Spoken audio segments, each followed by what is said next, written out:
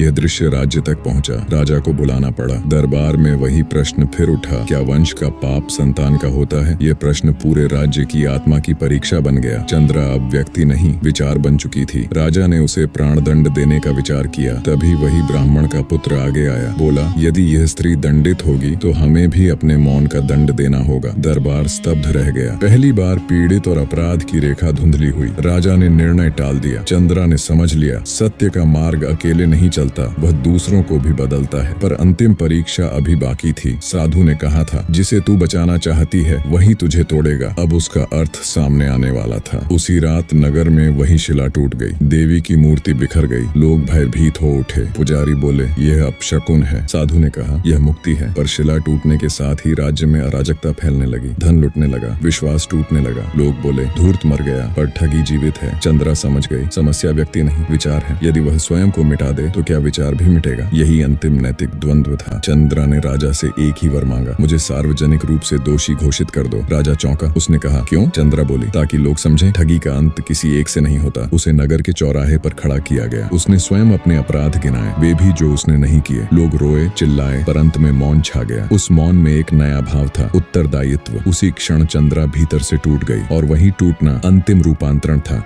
अगले दिन चंद्रा मृत पाई गई। कोई घाव नहीं, कोई विष नहीं, केवल शांत मुख। साधु बोला, उसने स्वयं को विचार से मुक्त कर दिया। लोग हैरान थे। दोस्तों, आगे की कहानी देखने के लिए हमारे साथ जुड़े रहे। धन्यवाद।